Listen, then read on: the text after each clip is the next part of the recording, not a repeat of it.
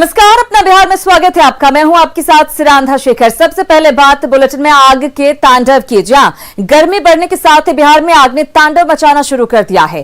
कई जगह खेत में आग से गेहूं की फसल राख हो गई, तो कहीं खलिहान में आग से सब कुछ तबाह हो गया।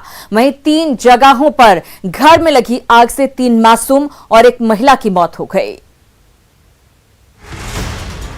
गर्मी का आगाज होते ही आग ने पूरे प्रदेश में तबाही मचानी शुरू कर दी है।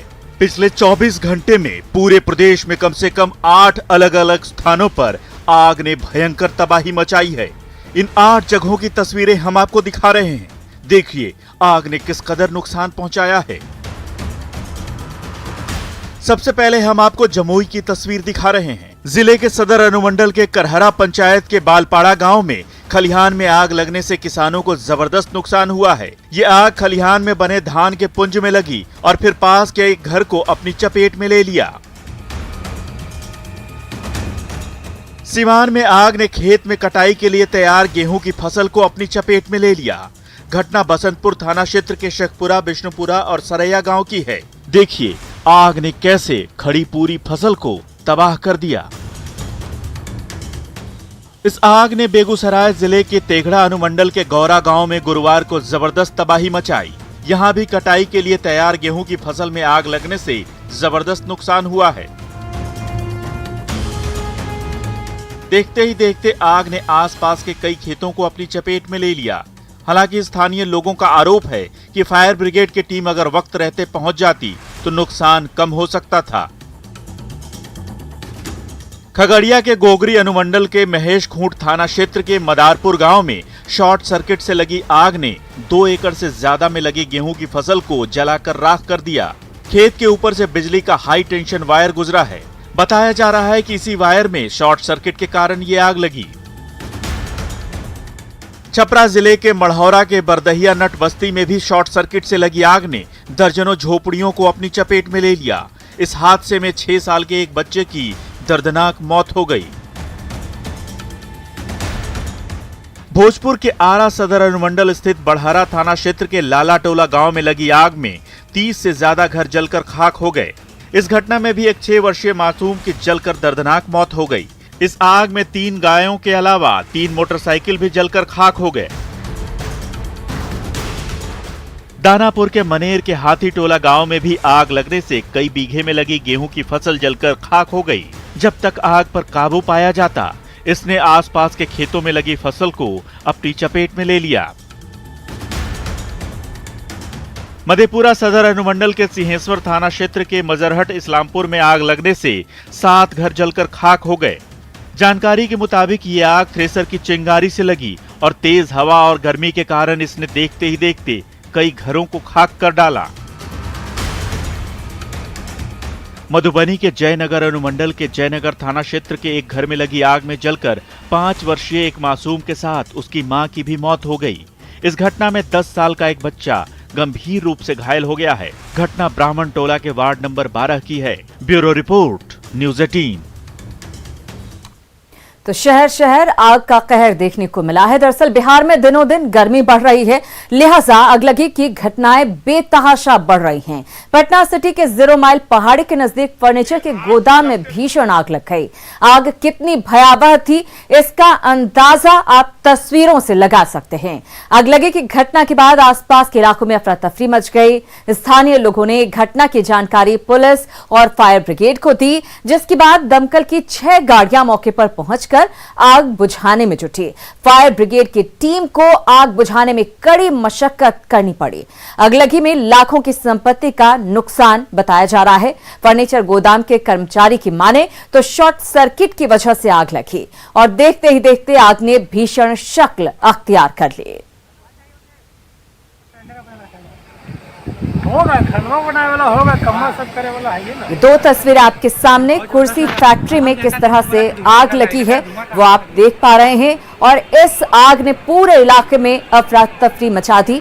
कई घंटों की कड़ी मशक्कत के बाद फायर ब्रिगेड की टीम ने इस आग पर काबू पाया।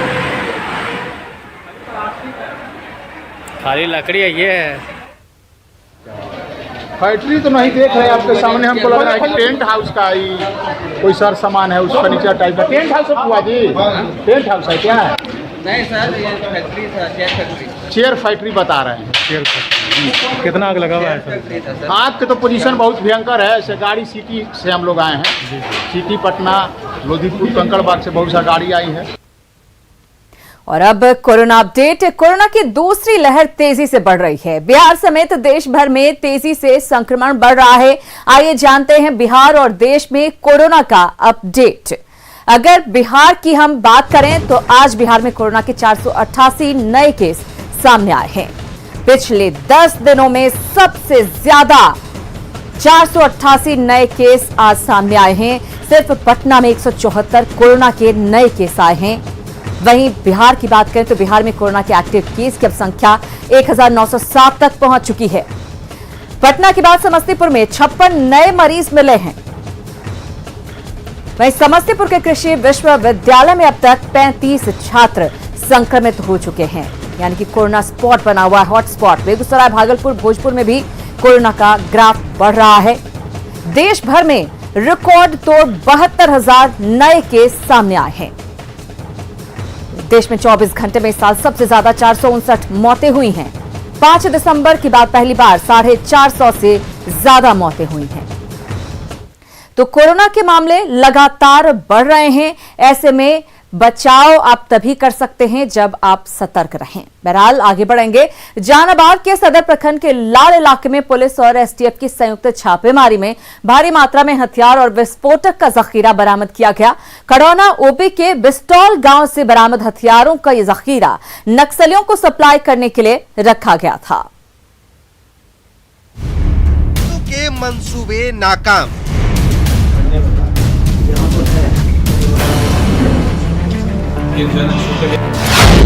जहानाबाद से मौत का सामान बरामद।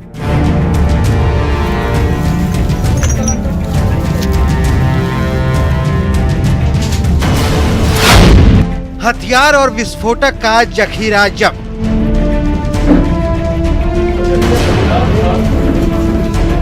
जरा गौर से देखिए, 5 अर्धनिर्मित हैंड ग्रेनेड, 7,000 से ज्यादा हैंड ग्रेनेड बनाने का सामान, 605 detonator, 1 bundle safety fuse, 3 grenade launching plate, 1 देसी राइफल, 25 कारतूस, 4 पुलिस की वर्दी, 2 वायरलेस सेट और राइफल की 7 मैगजीन। यही नहीं, इसके अलावा बम बनाने में इस्तेमाल होने वाला चारकोल, लैंड माइंस लगाने के काम आने वाला तार और नक्सली साहित्य, ये सब कुछ जहानाबाद के बिस्टॉल गांव से बरामद हुआ है। हथियार और विस्फोटक का ये जखीरा नक्सलियों ने खूनी खेल खेलने के लिए छुपा कर रखा था, लेकिन पुलिस और एसटीएफ ने संयुक्त छापेमारी कर नक्सलियों के मंसूबों पर पानी फेर दिया। अभी इस संबंध में कुछ नहीं कहा जा सकता है। फिलहाल अगर ऐसी कोई हमारे पास सूचना आती है तो हम उस पर त्वरित कार्रवाई करते हैं और उसी कार्रवाई का परिणाम है कि हमको इतनी बड़ी मात्रा में सब चीजें बरामद हुई। 30 मार्च को दानापुर से एसटीएफ ने एक नक्सली को गिरफ्तार किया था, जिसकी निशानदेही पर जहानाबाद के खड़ौना ओपी के बिस्टॉल गांव में छापेमारी की गई। छापेमारी के दौरान परशुराम सिंह नाम के नक्सली के घर और बागीचे से हथियार और अर्धनिर्मित विस्फोटक का ये जखीरा बरामद हुआ, जिसको देखकर पुलिस वालों की भी आंखें फटी की फटी रह गई। जो भी इंट्रोगेशन आ रहा है उस हिसाब से यही पता चल रहा है कि ये कुरियर का काम करते थे, सप्लाई का काम करते थे और बाकी जो लिंकेजेज हैं साथ में कौन है उस पर इन्वेस्टिगेशन चल रहा है। हम लोग उसकी जानकारी प्राप्त करेंगे। पुलिस ने मौके से परशुराम सिंह और संजय सिंह नाम के 2 नक्सलियों को भी गिरफ्तार किया है। गिरफ्तार नक्सलियों की माने तो उनके पास बंगाल सहित अन्य राज्यों से अर्धनिर्मित हथियार और विस्फोटक पहुंचाया जाता था, जिसे वो असेंबल करते थे और झारखंड के नक्सली संगठनों को सप्लाई करते थे। दोनों नक्सलियों से पूछताछ के आधार पर कई जगहों पर भी छापेमारी की जा रही है। न्यूज़ 18 के लिए जहानाबाद से रागिम अहसन की रिपोर्ट। उधर बेतिया के गवर्नमेंट मेडिकल कॉलेज में मरीज की मौत के बाद जमकर हंगामा हुआ। मरीज के परिजनों ने इलाज में लापरवाही का आरोप लगाया और डॉक्टरों पर कार्रवाई की मांग की। साथ ही एक्शन नहीं होने पर आत्मदाह की धमकी दी है।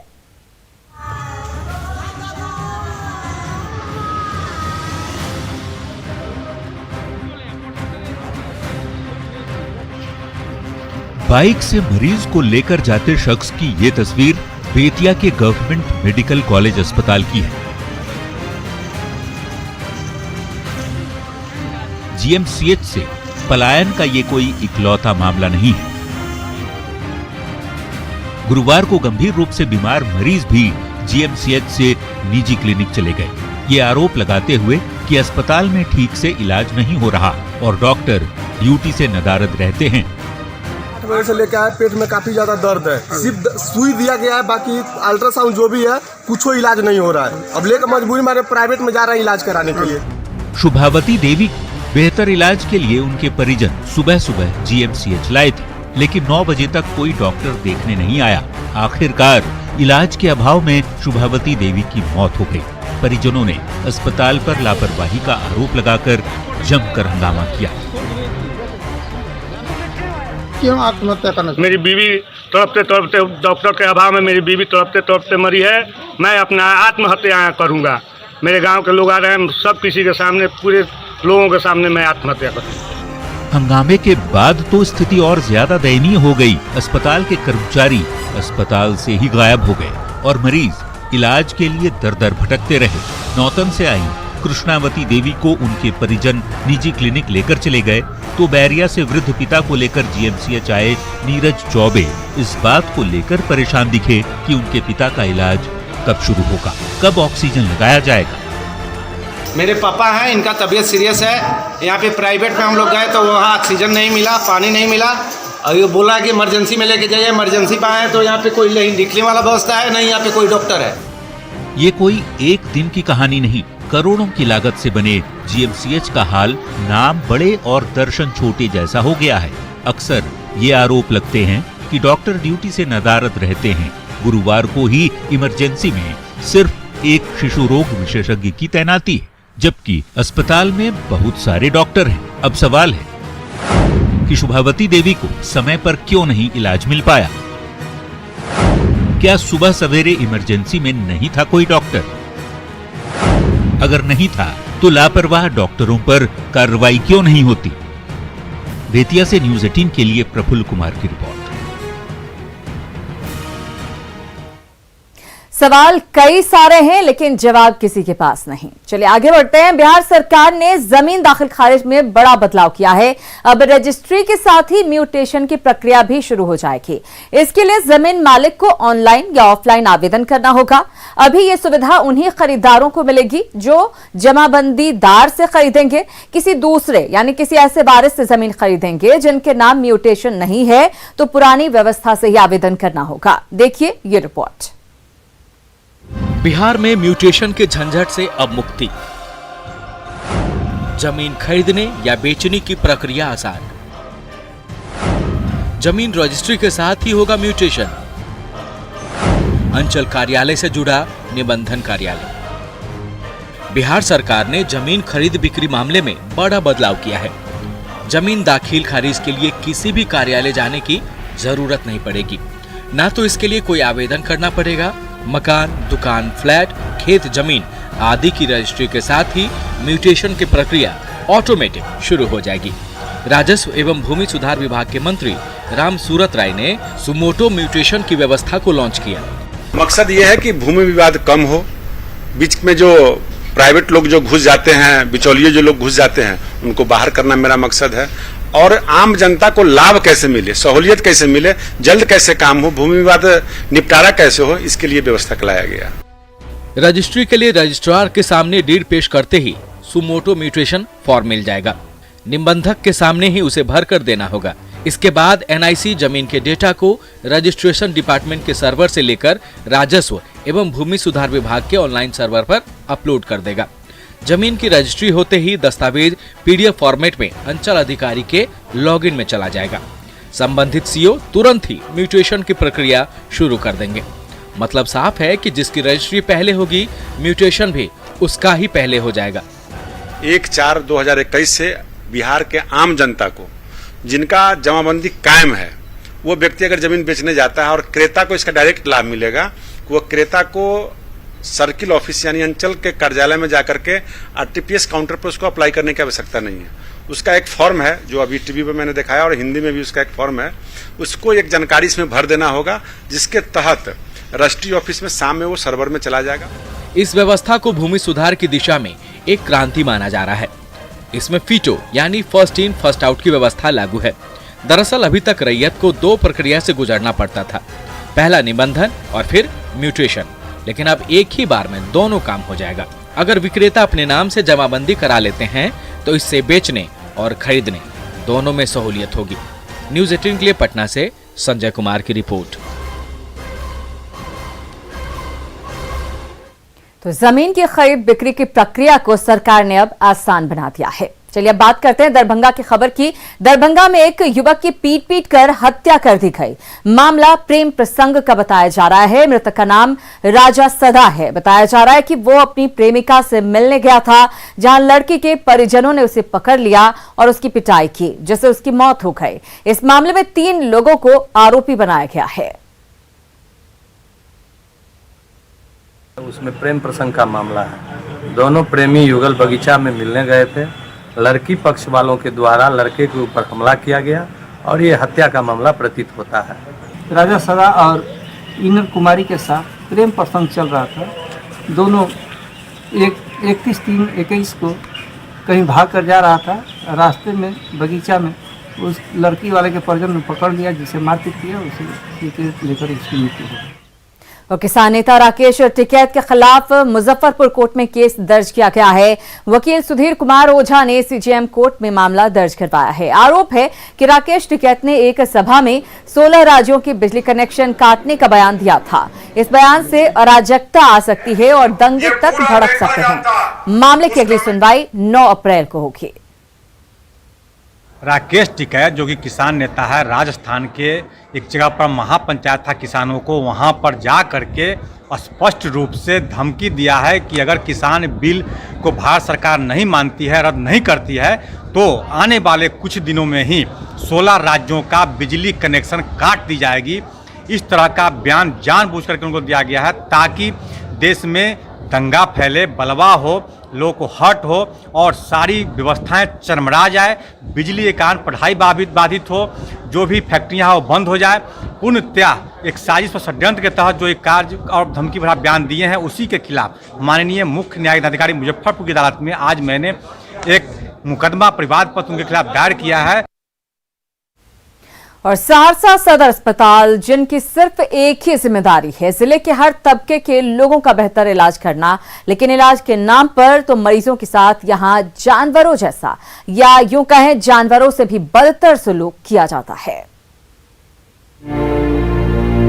कचरे की ढेर पर लेटा ये बुजुर्ग मरीज सहरसा सदर अस्पताल की लापरवाही का सबूत है अस्पताल की उस कुव्यवस्था का, जिसमें कई मरीजों को जानवरों से भी बदतर समझा जाता है। कल तक इस बुजुर्ग मरीज का अस्पताल के इमरजेंसी वार्ड में इलाज चल रहा था और 24 घंटे के भीतर इमरजेंसी वार्ड से इसकी जगह बदलकर कचरे के ढेर में हो गई है। अस्पताल की लापरवाही की इस तस्वीर में कई सवाल हैं। सवाल ये कि इमरजेंसी वार्ड से बुजुर्ग मरीज बाहर कैसे पहुंचा? क्या इमरजेंसी वार्ड में मरीजों की देखभाल नहीं होती है? क्या मरीजों को लावारिस समझ लापरवाह हो जाता है अस्पताल प्रबंधन? इमरजेंसी वार्ड में देखे तो इसका इलाज हो रहा था और आज हम इसको देख रहे हैं कि लवारिस की तरह फेंका हुआ है। देखिए मानवता कहाँ गया। अब न्यूज़ 18 ने न सिर्फ बदहाल स्वास्थ्य व्यवस्था की तस्वीर दिखाई, बल्कि मानवता को जिंदा रखने की कोशिश करते हुए हमने इस बुजुर्ग को दोबारा अस्पताल में एडमिट कराया, उनका इलाज शुरू करवाया। साथ ही हमने सिविल सर्जन से इस लापरवाही का जवाब भी मांगा। थोड़ी देर के लिए शायद वो उसमें मूवमेंट नहीं था और इसीलिए लोगों ने समझा होगा कि शायद ये इस दुनिया में नहीं है, लेकिन फिर भी कहाँ कैसे गया और क्यों गया उस जगह पर, इसकी पूरी जानकारी ली जा रही है और जांच की जा रही है। जांच के बाद उचित कार्रवाई की जाएगी। लिपापोती के बजाय इस तरह की लापरवाह व्यवस्था से सदर अस्पताल प्रबंधन को सबक लेना होगा, क्योंकि गरीब तबके की उम्मीदें ही सरकारी अस्पताल होती है और उम्मीदें यहाँ अगर टूटने लगे तो भरोसा किस पर रहेगा। अनुभव, न्यूज़ 18 सहरसा। प्रभात मौसम की तलखी ने पूरे बिहार के लोगों को परेशान कर रखा है। गया में इस साल पड़ी गर्मी ने पिछले 10 साल के रिकॉर्ड की बराबरी कर ली है। सूरज की तपिश और चिलचिलाती धूप के कारण राजधानी पटना में दोपहर के वक्त गाड़ियों के परिचालन की संख्या में कमी आ जाती है। सड़क पर जो लोग चल रहे हैं उन्हें भी परेशानी महसूस हो रही है। पटना में गर्मी का जायजा लिया हमारे संवाददाता संजय कुमार ने। राजधानी पटना समेत बाकी और जिलों में अभी चिलचिलाती गर्मी इसी तरीके से बरकरार रहेगी, ऐसा मौसम विज्ञान का मानना है। निश्चित तौर पर जो गर्मी है वो लोगों के लिए लगातार परेशानी का सबब बनी हुई है। गर्मी कैसी लग रही है? गर्मी जो चिलचिलाती धूप है किस तरह महसूस करते हैं? मार्च के महीने गर्मी तो अधिक महसूस हो रहा है। परेशानी तो होती है, लेकिन हम पब्लिक लोग क्या कर सकते हैं? ये तो प्राकृतिक है, काम करना है, काम तो करना ही। गर्मी है इस बार? हाँ, गर्मी तो है, परेशानी बहुत होती है। पिछले साल की तुलना में इस साल बहुत ज्यादा है। कर रहे कि साल ज्यादा कर? हाँ, शुभम कुमार शर्मा। काम कैसे कर पाते हैं आप लोग इतनी गर्मी में निकल? काम तो जैसे चल रहा है वैसा ही करना ही पड़ेगा ना। मौसम विज्ञान विभाग ने माना है कि आने वाले कुछ दिनों में लोगों को इसमें राहत मिल सकती है, लेकिन फिलहाल पटना के लोग गर्मी से बेहाल हैं। कैमरा पर्सन दीपक के साथ संजय कुमार, न्यूज़ 18 पटना। तो पटना में गर्मी ने लोगों की परेशानी बढ़ाती है। उधर गोपालगंज में जिस विवादित जमीन को लेकर मामला कोर्ट में लंबित है, उसी का वादित जमीन पर सदर सीओ के द्वारा जबरन मापी कराई जा रही है, जबकि कोर्ट ने इस पर धारा 144 लगा रखी है। मामला नगर थाना के चैनपट्टी गांव का है। एक पक्ष के पीड़ित किसान के मुताबिक उनके पाटेदार ने इस जमीन पर दखल कब्जा को लेकर कोर्ट में केस किया है, जो मामला अभी तक कोर्ट में लंबित है। और इस मामले में कोर्ट ने विवादित जमीन पर 144 धारा लगा रखी है। पीड़ित किसान ने मापी को लेकर कड़ी आपत्ति दर्ज करवाई है। सीओ साहब को भी एक दरखास्त दिए हुए हम, सीओ साहब को एक जिसका कॉपी है मेरे पास। सीओ साहब को हम बता दिए थे जो सिविल मैटर है और सिविल मैटर चल रहा है, आपको किस आधार पर जाइएगा, तो कह रहे हैं जो हमको ऊपर से दबाव बना हुआ है। सीओ साहब का कहना है। बाद में ये लोग कोर्ट गए हैं। पहले वाला जो ये लोग ने समझौता किया था उसके विरुद्ध ये लोग कोर्ट में गए हैं, 86-88 में गए हैं। लेकिन अब चूँकि उसमें कोई स्टे नहीं है, 144 लगाया गया था 2 दिन पहले, जिसको एसडीओ साहब ने खारिज कर दिया है। और डीएम सर ने एसडीओ को बोला, तो एसडीओ साहब हमको बोले कि नापी करवाइए। मैथिली भाषा के प्रख्यात साहित्यकार चंद्रनाथ मिश्र अमर का निधन हो गया। मैथिली के प्रसिद्ध कवि और नाटककार रहे चंद्रनाथ अमर ने 99 साल की उम्र में आज दरभंगा में आखिरी सांसें ली। चंद्रनाथ अमर मैथिली साहित्य के सबसे मजबूत स्तंभ थे, जिन्हें 1982 में उनकी रचना मैथिली पत्रकारिता का इतिहास के लिए इतिहास साहित्य अकादमी पुरस्कार से सम्मानित किया गया था। मैथिली चंद्रनाथ अमर ने मैथिली की पहली फिल्म कन्यादान में भी भूमिका निभाई थी। उनके निधन से मैथिली साहित्य जगत में शोक की लहर है। दरभंगा से बीजेपी सांसद गोपाल जी ठाकुर ने भी उनके निधन पर शोक जताया है। कल दरभंगा में ही चंद्रनाथ मिश्र अमर का अंतिम संस्कार किया जाएगा।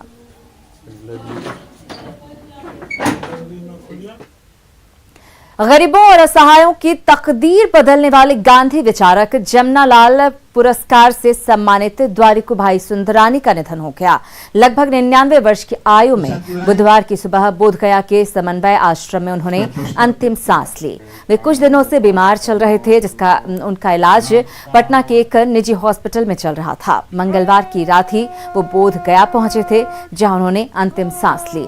द्वारिकू भाई सुंदरानी गरीबों और वंचितों के लिए जीवन भर काम करते रहे। उनके पार्थिव शरीर को बोधगया समन्वय आश्रम परिसर के नेत्र ज्योति अस्पताल में अंतिम दर्शन के लिए रखा गया।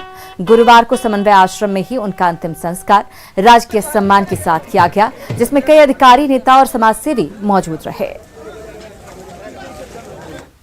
संवेदना भी व्यक्त किया गया था और आज निर्देश भी दिया गया कि आज उनको पूरे राजकीय सम्मान के साथ उनका यह अंतिम कार्यक्रम मनाया जाए।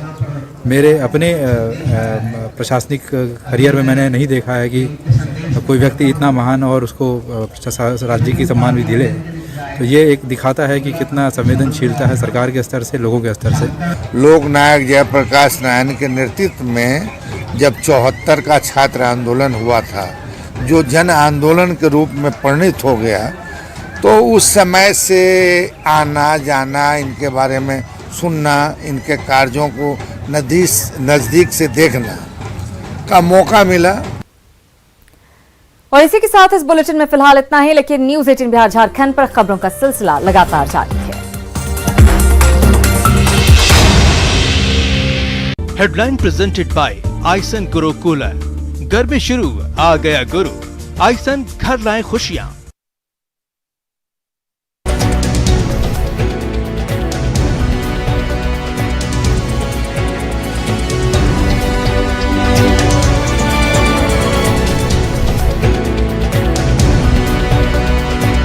हेडलाइन प्रेजेंटेड बाय आइसन गुरु cooler.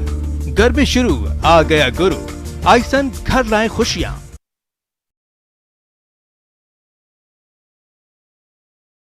India's largest news network, News 18 Network.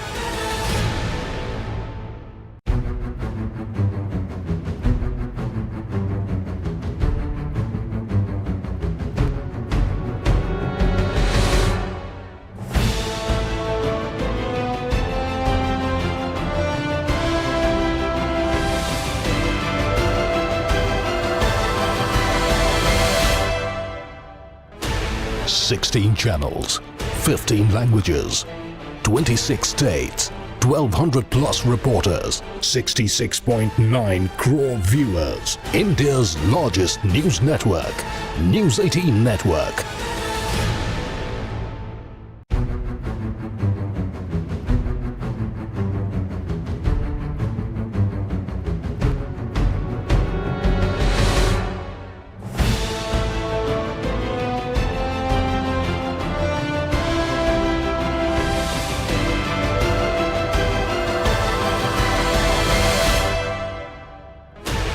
Sixteen channels, 15 languages, 26 states, 1200 plus reporters, 66.9 crore viewers. India's largest news network, News 18 Network.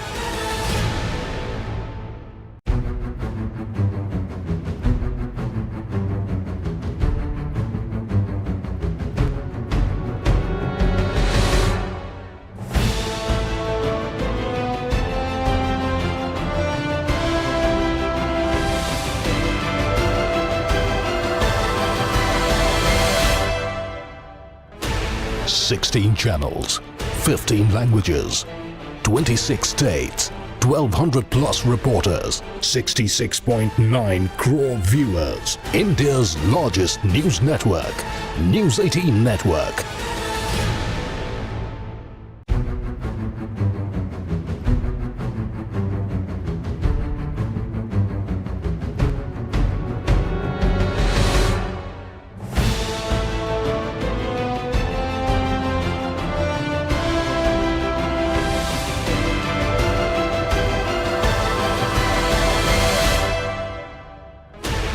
Sixteen channels, 15 languages, 26 states, 1200 plus reporters, 66.9 crore viewers. India's largest news network, News 18 Network.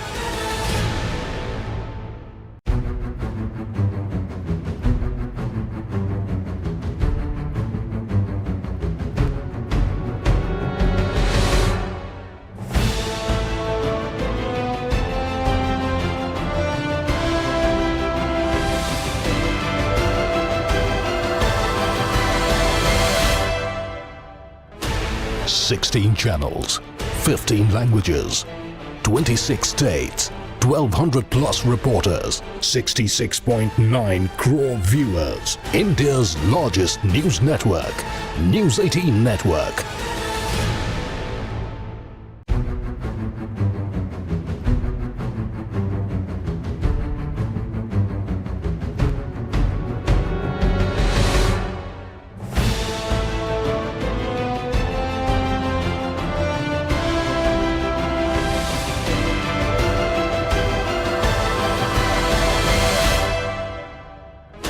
Sixteen channels, 15 languages, 26 states, 1200 plus reporters, 66.9 crore viewers. India's largest news network, News 18 Network.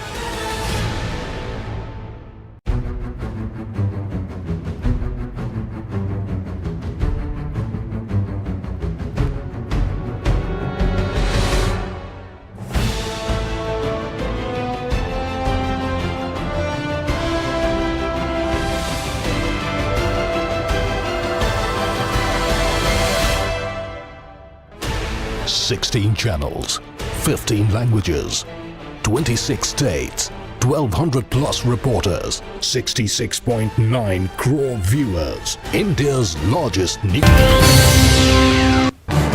इस news headlines के प्रायोजक